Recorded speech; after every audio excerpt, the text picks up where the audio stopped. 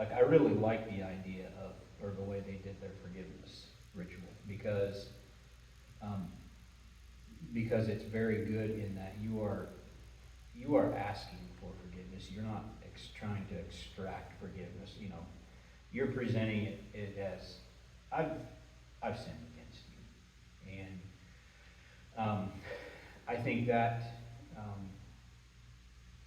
that is something that we could learn in our approach as Anabaptists. In that, it can also help us perfect our understanding of what sin it actually is and how it works.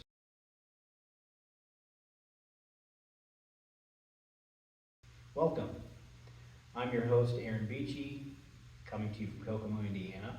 And today we are, in our discussion today, we'll be talking about kind of a continuation of our last talk about our visit to the Orthodox Church, but we want to get a little today more into the type of service we've observed and participated in. And it was driven towards the idea of forgiveness, and so that's what we want to share with you today, our observations, thoughts about that. Of course, we have again with us today John Baylor and David Baylor, and John, why don't you go ahead and kick us off? Well, yeah, I was actually going to say that before we made any comments, to just sort of walk through the practice of it, and then I thought I would make Dave do that part just because he would be more precise about the details. Oh, man. So after the normal Vespers liturgy was over, then the priest goes up and he's got a short homily, which is explaining what they're going to do, and then they go into this ritual forgiveness. Yeah. But like I said, I wanted you to get some details. Yeah, I mean, I think I will say just a very little bit about the Vespers service, the Great Vespers. Well, just because, like, He's your older brother. He just told you to do something. well, it does fit in. Like, there's a reason why they attach the forgiveness, the rite of forgiveness, the special part of the forgiveness service to an ordinary Vespers service. Because like the focus of a Vesper service usually would be on a Saturday evening, but in this case it was a Sunday evening because it was Forgiveness Sunday.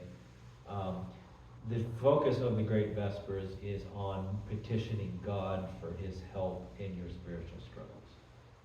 So like this is leading up to the focus on forgiveness. Is this service, I don't know, probably more than half of the service is reciting and singing through various psalms on the subject of God's help, and then different hymns and stuff put in there, like asking God, like help us, have mercy on us, like look on us in our struggle and help us in it. And so that just that in itself was very touching, just to this service that is just calling on God for help. And then at the end you have, like you mentioned, the forgiveness service, which, just a slight point, like the switch from the Vespers, the normal Vespers, into the forgiveness service, that moment is the beginning of Orthodox Lent. And to signify that, like they actually went and changed like their vestments and changed like the draping on the gospel table and things like that. Like they changed it from the regular or whatever color it was into the purple that they used to signify that they're now in Lent. I think they even changed the lighting as well. Maybe, I don't recall. But so like that's the beginning of Lent, and now the focus is on forgiveness. And the idea being like if we're entering into a period of spiritual struggle, and if we're going to do that, we need to deal with the sin that we've accumulated against our brothers. And we deal with that just by asking for their forgiveness and asking for God's forgiveness. And so like you mentioned a little bit already, the priest comes down and gives a very short message on, kind of just says a little bit about what I just said about the importance of forgiveness. Says something about like, well, we believe that any sin that you've committed, even if it's something you've done in private, is against your brother and your sister in the church, because you're cheating them of you, because you're defiling yourself, you're compromising with devils, and so you're not able to love them as you should. And so for that reason, even if you haven't done something overtly against that person, you still sinned against them and need to ask their forgiveness. And there was something that was Yeah, touching it's about like, that. it's actually very obvious that that's the way it is. I mean, if you think of like, if you're going to like, indulge in some like lustful fantasy, for example, Mhm. and you're doing that in private, like, you can feel like, oh, there's no victims here, I'm not hurting anybody. Right. But like, you're making yourself into a lesser person and someone who's, Yeah. who's less equipped to, Yeah, and like- to listen to other people and engage with other Yeah, people less and be there patient. for them. Right, I mean, like, you're undermining your ability to be a good person to everyone. Yeah. So it's like, it's very clear that this thing that seems like it's just some private issue actually affects your public self, Right. and is therefore a sin against like everyone else. everything that I'm doing privately in myself, in my own life, behind closed doors, in my house by myself, is affecting the people in my life. And it is depriving them of something. And it's like, it's keeping me from being the image of Christ and being Christ to that person. And like, that's depriving them of something. That's sinning against them. If you understand sin as committing some kind I of mean, breach. whatever kind of stupid obsession you may have, like, even if it's something that seems like it's kind of innocent, if you're like, once you go to where other people are, all you can think about is whatever you've been obsessed with for the last week, Yeah. like, you're not going to be able to listen to them. Well, yeah, it's like we're recording this in March, and it's like right smack in the middle of the NCAA tournament. So that, like, being an example, is like, you can just get so wrapped up in that. It's like, I'm having a conversation with you, now all I want to talk about is basketball. Yeah. It's like, well, you might have Yeah. something you're going through that you want to talk to me Yeah, about. right. It's like, this jerk just wants to talk about basketball. Yeah. This is like our dad had a music student come in for a private music lesson, guitar, banjo, or something. And Dad said, and this guy was a beekeeper, he said, well, I had a heart attack since the last time you saw him. Yeah. And the guy said, you did? Well, that's no good. Them bees, they're just always moving. Goes on to some crazy thing about bees, you know? Yeah, well, so anyway, going on with the service, now I kinda lost my place, I gotta get it back. We rambled too much. Okay, yeah, I mean, we haven't gotten to the ritual part. Yeah, of it. well, We're so- still talking about forgiveness. being Yeah, so that, like, accepted. there's a little bit, added on to the Vesper service before the priest comes down about, focusing on that aspect of forgiveness, like some songs they sing, some psalms they read off, some scripture, stuff like that, turning the focus towards forgiveness. And then, like I said, the priest comes down and says a little bit and explains kind of how this rite works. And then what they do, let's see if I remember the details right, like, they go through that everybody in the church files through.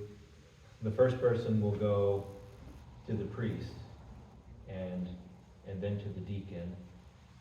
And when they'll say the same thing to both of them, they'll say, I don't remember if there's more to it or not. What I remember is they just ask them,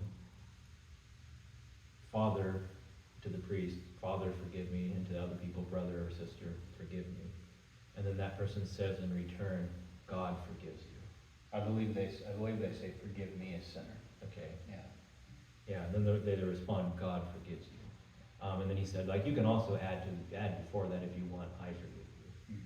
But make sure to say God forgives you. Like, that was the important part, is to say God forgives you. I think, And then, so like the first person goes to the priest and then to the deacon, and then he gets in line.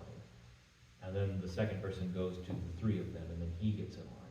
And then then they all go through that way. And, they go on one side and then the other. but it's also important to note that the priest, I believe, is the first one to say it. Yes. He will say to the first person that comes, forgive me a sinner, and then they will reply, God forgive Yeah, us. and I think, if I remember right, the people that were already in line were also saying that to the people coming to them. Right. So that it ends up that, for the most part, I mean, they split in two directions, so it basically amounts to, you're going to ask half of the people in the church to forgive you, at least.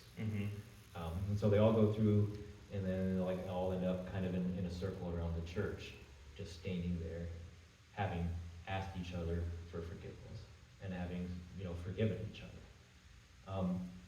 Yeah, and so anyway, that's kind of the walkthrough of the service. And something to relate to, by the way, in their ritual, some of the people would kind of embrace each other when they would ask. Like I noticed some were kissing on the cheek. Like Yeah. they would give each other a kiss on the cheek, which would be something similar to our Anabaptist tradition of the holy kiss. Well, yeah, and so the Orthodox would have that generally, like in their rites of sharing, they would call it the kiss of peace, which those who still know German in Anabaptist circles recognize that, because in German you call it the Frieden, which is just peace. And that's I would only know that phrase as the apple fritter that I got from the local gas station.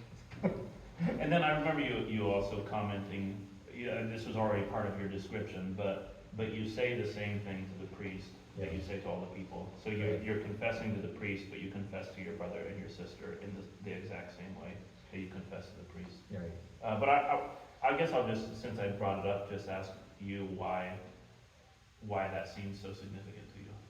Actually, before I say that, and this will actually fit into this. They're still brothers, but I'm not sure how long. The thing, that I mentioned where you say in response to each other, God forgives you, I believe that is the thing that an Orthodox confession that the priest says to you after you've made your confession. Like, he doesn't say, I forgive your sins. He says, God forgives. Mm-hmm. And so then they're extending that, and it is because their theology, I think, I would guess, I'm kind of extrapolating, I guess, a little bit here, but I would guess because they're extending the priesthood to everybody in the church in that rite, because they do believe that everybody in that church is a priest, and the priest in the church is the priest of priests, if that makes sense. So like, they're demonstrating that we are acting as priests for each other. And that includes extending God's forgiveness to each other for the sins that we've committed against each other. Mm-hmm. So anyway, remind me against your question. Oh, well, I just was asking why that detail stood out to you so much, but that's what you were saying. Okay. Then in our last video, when we talked about visiting the Orthodox service, then we had this focus on what is it that we could draw from that, and specifically us as Mennonites, or you could just say like other Christians that don't come from that tradition. And Aaron, you're the pastor in the group, so is there something that Mennonites can do with a tradition like this? Well, so I mentioned the idea, and we were discussing a little bit off camera a little bit about this, but the idea of, like, I really like the idea of, or the way they did their forgiveness ritual, because it's very good in that you are asking for forgiveness. You're not trying to extract forgiveness. You're presenting it as, I've sinned against you, and I think that that is something that we could learn in our approach as Anabaptists, in that it can also help us perfect our understanding of what sin actually is and how it works. Like, we kind of, at least in my church, we have a kind of a ritual or a tradition of before communion, every person will basically say, if anyone has anything against me, I hope you come to me and we can work things out or whatever, which is,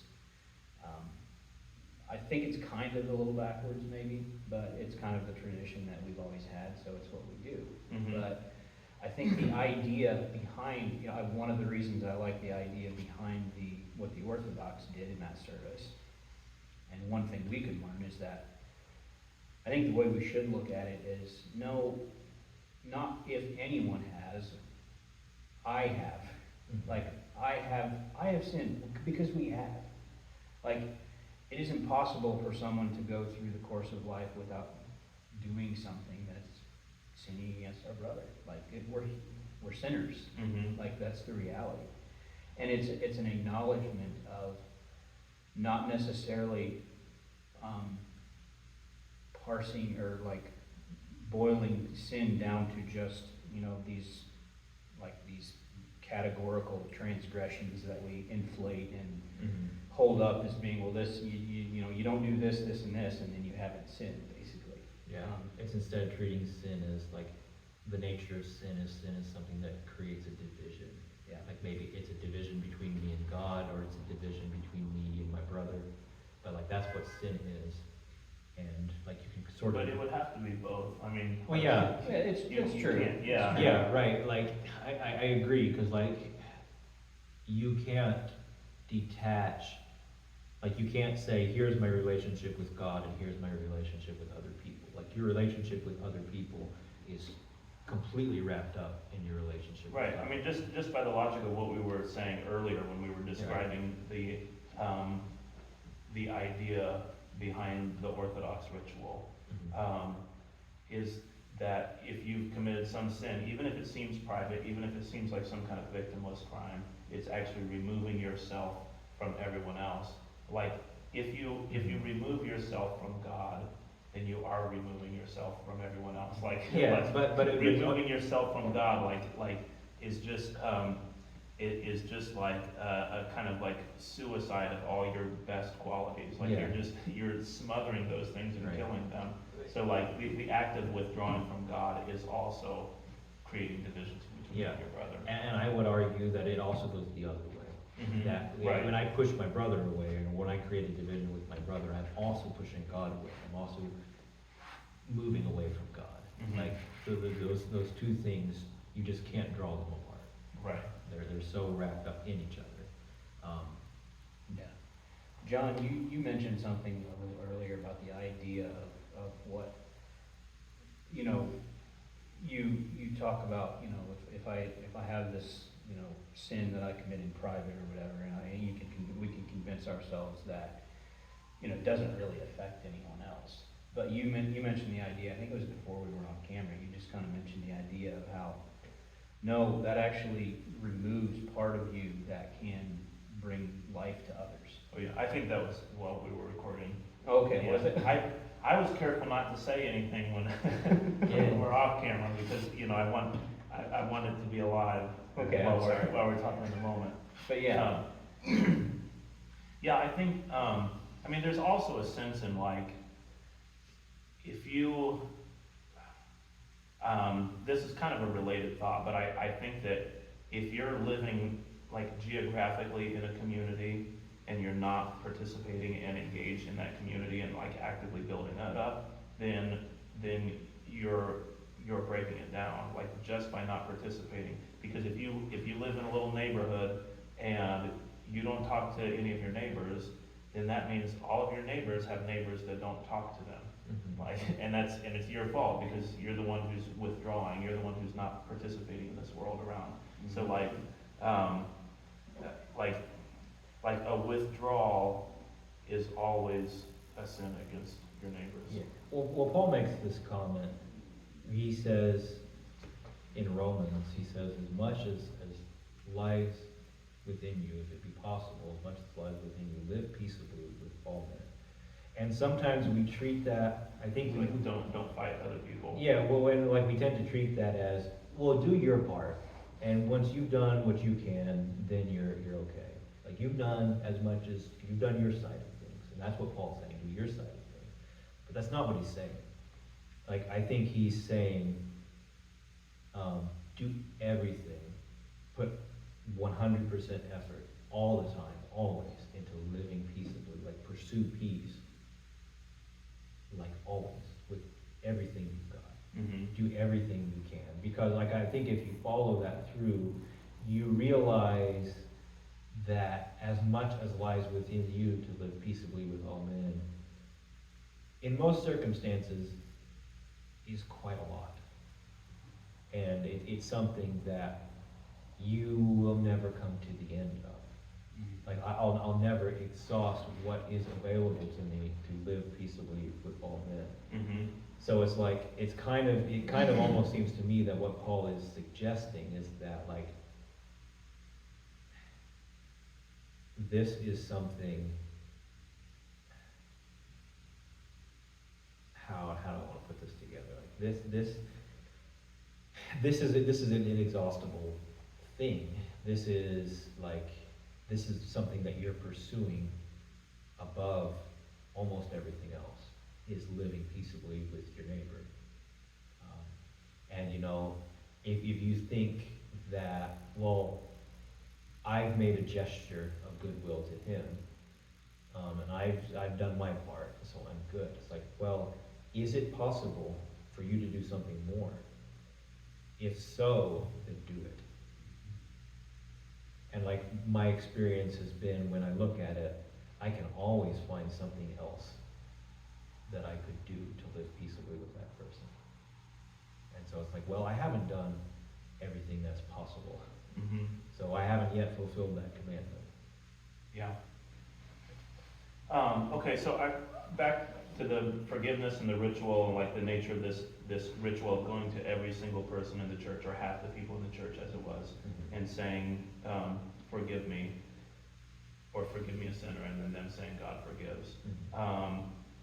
Let's see, I have a question, which basically is like, well, what's ultimately the point? What does this accomplish? But what I mean is, like, there's value in that exchange that takes place. But what's the value beyond your experience in that service? Well, I guess like the first thing, this isn't exactly answering your question, but I'll get to answering your question, is like the first thing is that you could argue that, most of the people going through that are just going through the motions. And they're just saying it to each other because that's what they were told to do. Mm-hmm. So, I mean, what good is it? Like, their heart isn't in it. Okay, yeah. But- I see that's very relevant to my Yeah. question. Right. And so like what I would say to Because I that could is have like, asked, what if you're just going through the motions Right. and you didn't really mean it when you said it to that person? Then what's the benefit of that? yeah. And, and I've imagined myself in that position. And it'd be like, if I'm just going through the motions, and while I'm walking through that line, I come across somebody that I know I offended that person. Like, that's gonna be tough. And unless my heart is like completely calloused, then at that moment, I can no longer just go through the motions. Mm-hmm. Like, even if I just force myself to do it, and like, it's still gonna impact me in some way. Like, maybe it's not gonna impact me to the degree that it could if I was really putting my heart in it. So like, I'm not suggesting, oh, you shouldn't put your heart in doing things, it's okay to just go through the motions. That's not exactly what I'm saying, but what I am saying is, even when you do just go through the motions on things, they're not empty. The Mhm. motions are not empty. Like those actions have a real power to affect you, to impact you.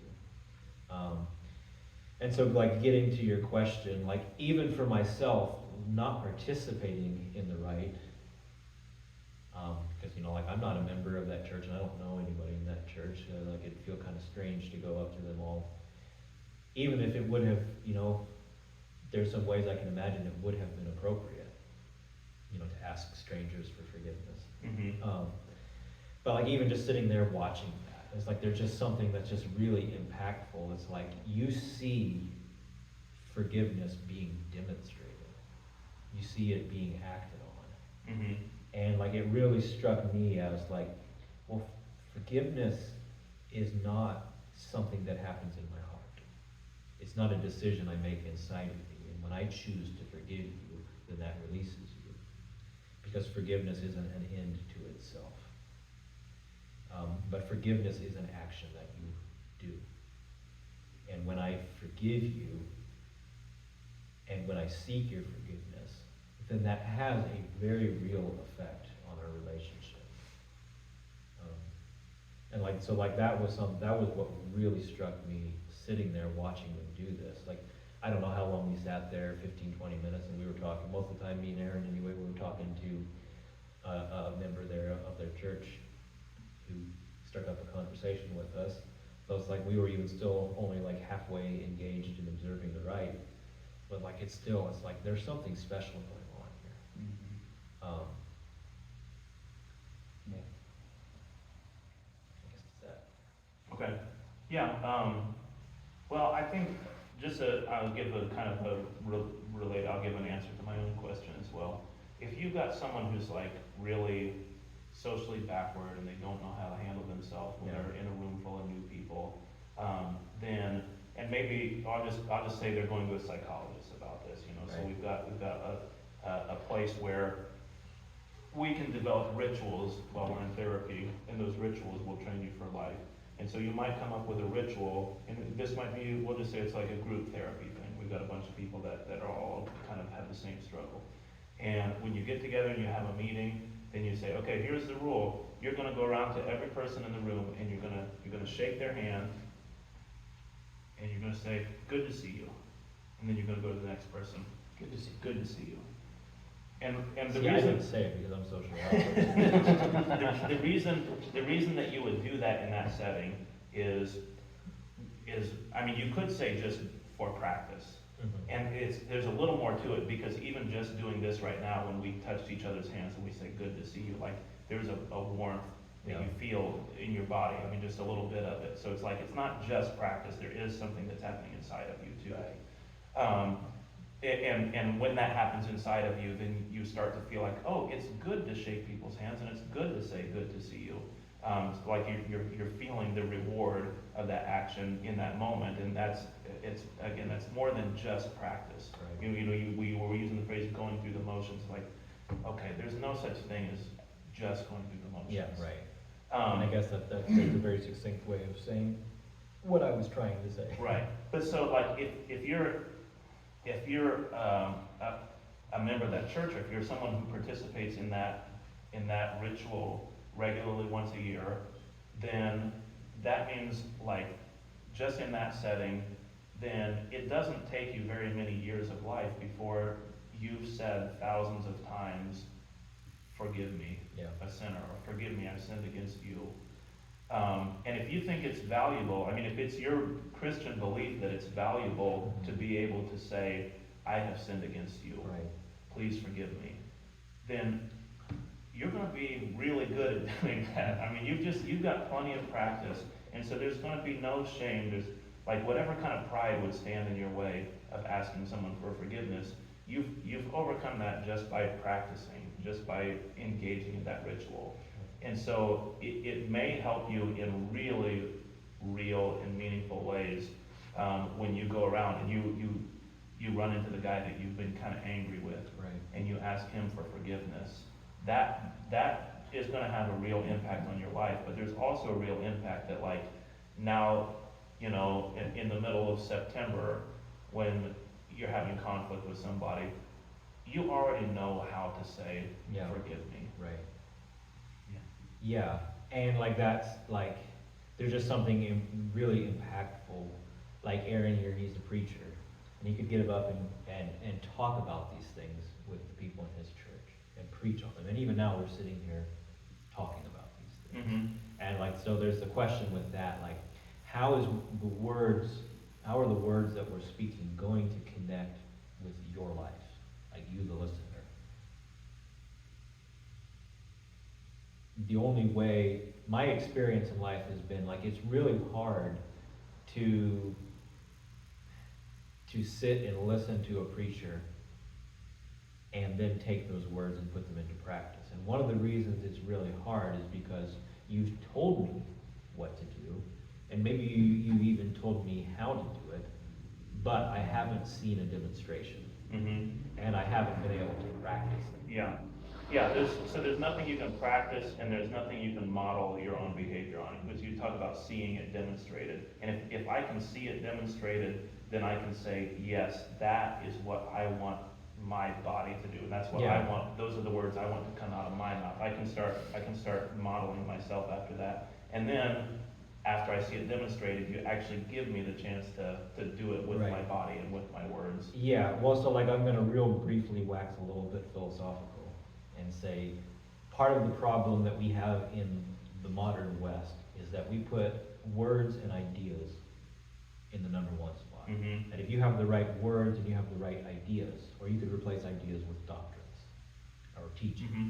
If you have those right, that's what's important. Yeah, so what I And was then- and describing then here is like, action. we don't even believe that Yeah. it's important to do things with your body and to like say Yeah. things with your actual tongue. Yeah, well, it's like we think that, you know, even if we do think that is important, what we think is that if you have the right doctrines, if you have the right teachings, Yeah, right, then action.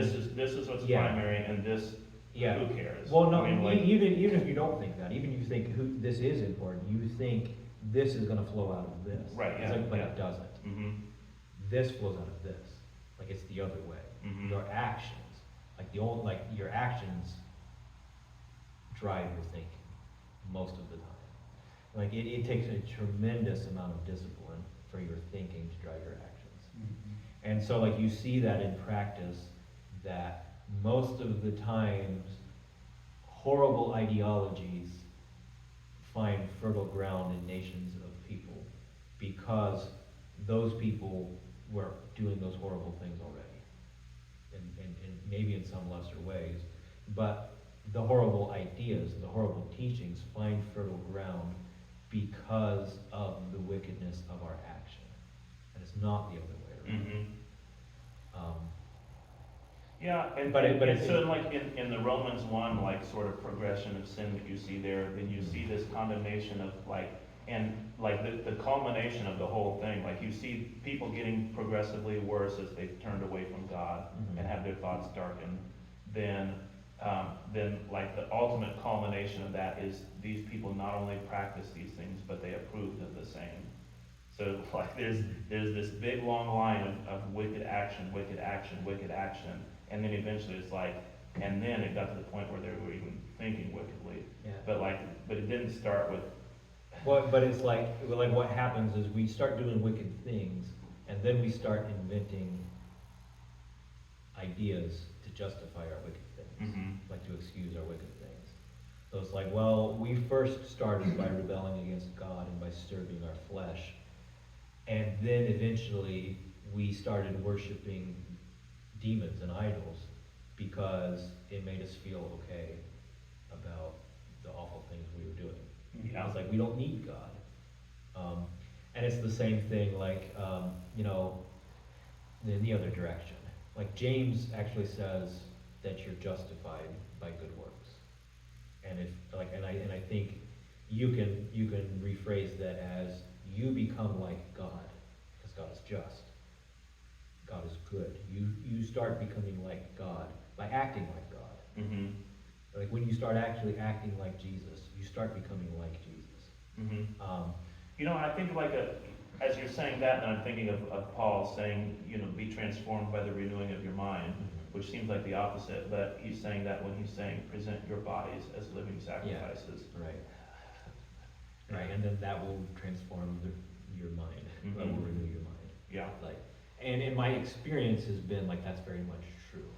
Like I want to understand things, and I want to wrap my mind around things, and I want to like, you know, like if I get the details right, and then I'll be able to get my life together. Mm-hmm. It's like, yeah, but what if instead you would get your life together? Yeah. Like what if instead you would be like, hey, this person has something against you. What if you would just go and ask them to forgive you? Mm-hmm. Or this person needs fed. What if you would just go and feed them? Mm-hmm. Or this person is struggling with this or that. Like, what if you would just go and be their friend? Like, instead of like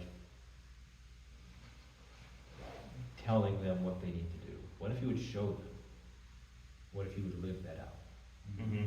Or most of the time you're not even going to tell them, you're just going to think in your own mind about what they should be doing. And like that's somehow good enough. If you've got the right judgment about somebody else in your mind, then that's all that's needed. Well, so I look at every now and then I'm on the internet or something, and I'll see like these, maybe these clips or something of young people in our society today, and they're stupid. Like, just to put it bluntly, like they're acting in a way that is foolish. They're doing things that are destructive to their lives and destructive to the world around them. And I could look at them and say, these people are godless fools, and I should tell them that. Or, they deserve condemnation and criticism for the foolish and stupid things that they're doing. But then I step back and I ask, have they ever in their lives had an example of Jesus Christ? Has anybody actually, people have probably told them about Jesus repeatedly, Yeah. but has anybody ever demonstrated Jesus? Because I can tell you all day long, but it's just you're not even gonna be able to understand what I'm saying if you can't see it. If you Yeah, don't. I mean, you're not saying anything if you Yeah. can't see it. And so it's the same thing with this service with forgiveness. It's like I've heard it taught my entire life, the necessity of forgiveness. Mm-hmm. And I think probably almost everybody that's listening that's a Christian understands what we're talking about. And in the realm of theory, consents to what we're saying about forgiveness. But why don't we do it? Mm-hmm. And the reason isn't because we're terrible people who are unable to, there's just something wrong with us and we just can't do the things that we want to do. The reason is because we don't have any idea how to forgive people or how to ask people to forgive. Mm-hmm. And that's something that it was so simple to me in that moment. It's like I saw this as I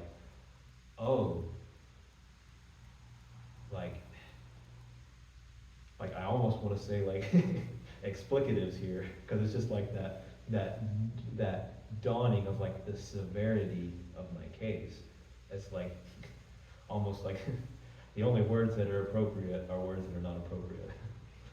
If Yeah. that makes sense. Mm-hmm. But it's oh man, it's so simple, and I haven't been doing it. And how much would things change for me and everybody around me if I would just do this simple thing? And now that I've seen it, I know how to do it. Mm-hmm. Yeah. Yeah, and I mean, we talked a little bit about how that would actually be really easy for anybody to incorporate in their church service. Right. I mean, all you do, and you described the ritual as they did it before, but if you're the pastor of the church, then you say, if you're going to preach your sermon on forgiveness, then why not conclude the sermon with a demonstration and with acting it out? And you do that by saying, okay, now we're going to come up one row at a time, and here's what we're going to do. The first one that comes up will say to me, I mean, you can do the both way thing, where I say it to you also, but will say to me, forgive me, a sinner. And then I will say, God forgives, and they'll go over here. I mean, just give them the instructions, and everybody says the same thing to one another as we form a line around the whole church. I mean, it's very, very simple. And you were saying it'd be easy to incorporate it. It's similar to some things that we already do in the Mennonite church, but it's just so simple. Nobody would think this is some bizarre ritual, I mean, there are some rituals that are kind of strange, and if you try to do them, washing people's feet for day. Yeah, right. Or kissing people. Yeah, but that's very easy to incorporate, and that also I don't know if that's a useful model that you can. I mean, I'm sure it is, but this is more application for pastors, but just to figure out on your own, if you've got a message and you're preaching about something, maybe you can also examine that and think, is there some way that I can demonstrate this for the congregation? Is there some way that we can live this out and act this out during the church service? Mm-hmm. I mean, pastors or preachers are a lot of times looking for the great object lesson that they can have. What are some visual aids that I can bring in here, Yeah. and that will really make this stick in people's memories. But what's better than sticking it in their memories is what is the thing, what is the thing that I can do that will facilitate this actually happening in the church on this day? Like actually bringing the log and the axe into the sanctuary and actually splitting the log right there. Well, so it's like the image that comes into my mind with what you're saying there is like, there's like a real desire in American Christianity today to have revival. And rather than frame it as revival, I'll frame it like, what is it going to take for the fires of Pentecost to be burning in our church? And I think it's what we're talking about. Like, the image that comes to my mind is like, what kind of a fire would be ignited in our hearts if we would actively pursue forgiveness? And like Aaron mentioned this earlier, and I mean, like anytime you hear about any major revival movement, including the recent Asbury one, Mhm. It always begins with confession. Right. Now Aaron said something about like our custom in a Mennonite, like conservative Mennonite setting, you know, like before communion we'll have an examination meeting, and you know, like we'll stand up and make an expression about peace with God and our fellow man, and if I've done anything against anybody, would you come to me? Like we would say, would you come to me in love? And you know, you kind of run through the motions of here's what you're supposed to say, and it's fine, but it's just, there was something like what Aaron was saying, like something very striking about like, what if asking people to come to me who have something against me, what if I would pursue the people that have something against me the way that God pursued me? What if I would be the one pursuing my brothers and sisters in love and asking for their forgiveness? And you know, oftentimes what I want to do is pursue the brothers and sisters who have done something against me and tell them I forgive them. But like that puts me in a superior position, and quite frankly, a position of pride. It's like, I'm the good guy here, and I'm forgiving you, just like, look how good I am. But like, what if instead, like, I would humble myself and acknowledge, like, look, I'm a sinner. I've done things against you, even if I didn't intend it. I hurt you. I created a breach, a division, and I'm sorry, and would you forgive me? Like, how much different would that be than saying, hey, if you got something against me, like, get over it and come and talk to me about it. It's like, nobody's going to do that. Yeah. And that's one of the things I always notice about, like, I don't want this to become like a criticism session of the way we do things or anything like that, but that's one of the things I notice about that is it seems to basically like just close it off. Mm-hmm. Like close off the opportunity for us to actually come together and forgive each other. And, you know, forgiveness being a door that you can go through to open things up for, you know, actual restoration. Yeah, I guess like I would ask, like in the time between saying that, like I guess the time after, the time following making that expression, have you in your entire baptized life ever had somebody come up to you as a result of that and say, look, you've done this and this? Like, have you ever had anybody respond to that statement? Would you come to me if you have something against me, would you come to me in love? Like, I would say in my experience, I have never had anybody respond to that statement, even though, like I said, I think there's another question that goes along with that, which maybe the answer to this is also no, but I think there is a different direction that potentially is working from, and I think this different direction is probably, I would hope, more of what it's aiming at, that if you're gonna stand up in the church and you're gonna say, if there's anyone that has something against me, then I would hope that you would come up and approach me and we could work it out. Like if I'm saying something like that, then hopefully I'm also examining myself and saying, while I'm saying this, is there anyone that might have something against me? Yeah.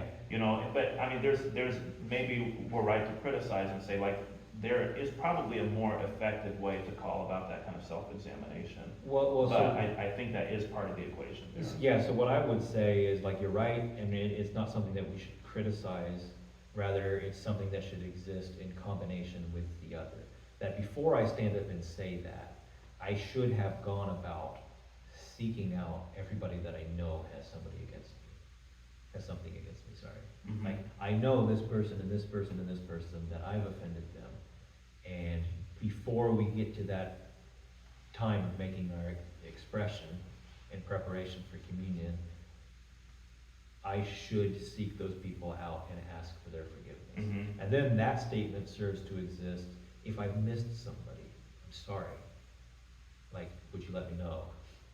Yeah. Because this is serious.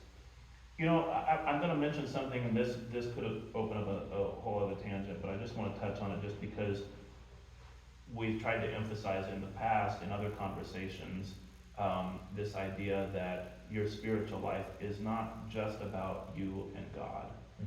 And this conversation like sheds a special light on how that's the case. Because if you have that conflict with you and somebody else, and you say, you know, I'm not going to go ask for forgiveness. What I'm just going to do is I'm just going to pray and I'm just going to ask God to forgive me. Yeah. And it's like, well, okay, but you haven't restored the relationship. You haven't restored the community. You're not living peaceably Right. with all men as much as is possible. Right. So not that asking for God for forgiveness like does nothing, because that can bring about a positive type of transformation in you. Yeah. But like the healing. The healing that exists in this world still needs to take place. Right. And you do that by going to the other person. Yeah, and it's like, what I would say is what you just described is actually getting really, really close to the biblical definition of evil. Like, evil being like, basically evil being things becoming undone. Mm-hmm. And like, that's what's happening when we have these breaches. Like, we should understand that any breach in a relationship at all with anybody in the entire world is evil. And one of the primary things that's happening in Jesus, in the Messiah, is that those things are being restored. Those things, those divisions, because Christ is unity. Christ is the thing that draws all things to himself and draws all things together. Like, without, like, destroying their uniqueness. Mm-hmm. Yeah, this isn't the New World Order, like Yeah, right. monoculture. It's not like this everything is oppressive kind of unity. No, it's like you can be a different person than someone else. Yeah. You can be a different culture than someone else, and you can still exist together in love and unity. Yeah. But that's different than the type of evil that you're describing, which is where that distinction becomes a wedge, and you know, like permission for you to hate the other person. Right, and I think we've said this before on this podcast. That's like the Greek word that the word devil comes from. I would pronounce it with modern Greek is diabolos, which, if you break that down, basically just means division. Like, if you just take the elements and translate them directly, it means to throw apart. Mm-hmm. Like, or to throw into dia being the number 2. Yeah. And bolos being to throw. Yeah. So it's yeah, like, this is in what psychology you talk about integration also. Right. You know, I mean, like as the ideal unity of these disparate parts, and like you would consider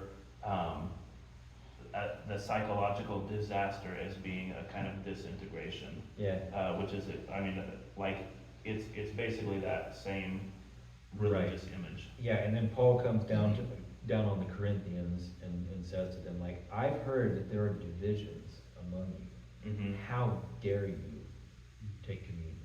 Mm-hmm. We probably want to wrap this up pretty quickly. I do want to really mention my dream, if I'm allowed to do that. I suppose. Okay. I'll allow it. Just, this was, this is a nice Anabaptist Orthodox connection here. When we went to that forgiveness service, then we went home, and that night I had this dream. And I was at the church that we went to growing up, Howard, Miami. And I was kind of sitting in the back, Mennonite church, I mean, I'll be explicit. Sitting kind of in the back, and we ran this a little different than what we typically would. You were up in the front of the church with a basin for foot washing. So this wasn't a forgiveness service dream, but it was a foot washing dream. But that's the dream that I had after something of a parallel service. I mean, foot washing is largely about forgiveness, even though that's not quite the way that we describe it, but that's still significant to the practice. But this isn't how we would normally do the ritual, but you were up in the front of the church, and the basin of water was up there, and people could come up and wash feet. And nobody was coming up there, and I went up to the church, and I spoke in front of the church. And I'm not exactly trying to get people to do it, just like expressing what was on my heart. And I said something to the effect of, I love this ritual, this practice of foot washing. I love that we do this. It's something that means so much to me. And when we do this, then I think of Lee Miller, who was our pastor growing up. And then he was up there on the stage, and I kind of, and we're like grabbing each other's arms when I'm saying this. I said, it makes me think of Lee Miller, and it makes me think of everyone who ever loved me. And so like I kind of give this little speech, and still there's nobody coming up. And then there was somebody else up in the altar area, whose identity I won't reveal, but I will just say I've complained about this person in front of both of you. And he said, hey, John, you dropped these papers. And I said, those weren't my papers. And I'm like over by where the basin is, and I'm holding a towel for drying the feet. It's the foot washing ritual. You wash somebody's feet and you dry them with a towel. So I got the towel in my hands. And I said, no, those aren't mine. I didn't have those papers. And he said, I can tell, I can tell by the angle that they're laying on the floor that they came from where you were standing. And I said, they're not my papers. And so here we are in the middle of this foot washing ritual, and we're up in front of the whole church, and we're arguing with one another, and nobody is coming up to wash their feet. And so it was just like kind of a striking revelation for me that, there is somebody that I'm like harboring some resentment or anger for, that I shouldn't be. And I mean, in a sense, like I was sort of frustrated with everybody in the church because they weren't doing what they were supposed to be doing, and yet here was me in front of all of them, acting out the opposite of what I'm supposed to be doing. That's really good. I would say thanks, but I don't know if I can take credit for it. No, I mean, that's just, I think that's a good summation of what we just talked about. Glad you shared the dream. We kind of laughed and chuckled about it a bit, but yeah. Do you guys have anything else you want to say? I think I'm good. I think I'm satisfied to close with that dream. Yeah. Just leave some people with something weird to think about. Yeah. Yeah, and then just to repeat the idea, if there's something that matters, then find a way to act it out. And maybe act it out in your church, and then certainly find a way to act it out in your life. Yeah. Right. And I would just add to that, as thoroughly as possible. Yeah. All right. Well, thank you again for joining us, and give us your feedback. Give us your ideas about the subject of forgiveness, or the ritual that we talked about, the forgiveness ritual that we talked about in the Orthodox Church. What are some ways that we can bring more of a meaningful practice of forgiveness into our churches and our practice? Leave your comments and your feedback. We thank you for joining us again.